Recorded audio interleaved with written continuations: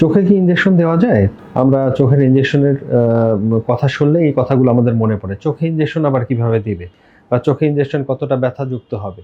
চোখে কিভাবে দেবে? কোথায় দিবে? এই প্রশ্নগুলো আমাদের মনে আসে। তো ডায়াবেটিস এর কারণে যে ক্ষতিগ্রস্ততাগুলো হয়, চোখের ভিতরে পানি জমা, রক্তক্ষরণ হওয়া, সেই সব ক্ষেত্রে নিরাময়ের জন্য আমরা চোখের ইনজেকশন, কি ধরনের ইনজেকশন দিই? অ্যান্টি-VEGF বলি আমরা। অর্থাৎ এইগুলো চোখের যে পানি আসা সেটাকে কমিয়ে দিবে। চোখের রক্তক্ষরণের জন্য যে শিরাগুলো তৈরি হয় সেটাকে কমিয়ে দিবে এবং চোখের রক্তক্ষরণ বন্ধ করবে। এগুলো বন্ধ করলে তখন চোখের দৃষ্টিটা উন্নতি হয়। এজন্য আমরা ইনজেকশন দিয়ে থাকি। বিভিন্ন রকমের ইনজেকশন আছে। এই ইনজেকশনগুলো আমরা চোখের যে মণি আছে তার থেকে কিছুটা দূরে ৩.৫ মিলিমিটার থেকে ৪ মিলিমিটার দূরে আমরা ইনসুলিন যে সিরিঞ্জ দেয়, যে সিরিঞ্জ সেই সিরিঞ্জ দিয়ে থাকি। এতে সাধারণত কোনো ব্যথা হয় না বা সামান্য পরিমাণে একটু টের পাই। এত ব্যথা হয় না যে এটা আনবিয়ারেবল বা অসহ্য। এটা দেওয়া হচ্ছে এবং এটা দেওয়া হয় প্রতি মাসে একটা। ডেইলিও দেওয়া হয় না।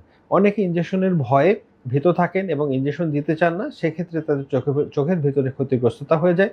কাজেই একটা মানুষ ডায়াবেটিসের জন্য যদি প্রত্যেকদিন ইনসুলিন নিতে পারে, আপনি মাসে একবার কেন একটা ইনজেকশন নিতে পারবেন না?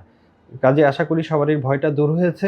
তারপরেও যদি ইনজেকশন সম্পর্কে কারো কোনো প্রশ্ন থাকে, আমন্ত্রণ জানাবো আপনাদের। আপনারা আমাকে কমেন্টে এটা জানাবেন। আমি চেষ্টা করব ইনজেকশন সম্পর্কে আরো কিছু বিস্তারিত ভবিষ্যতে জানাতে। আসসালামু আলাইকুম।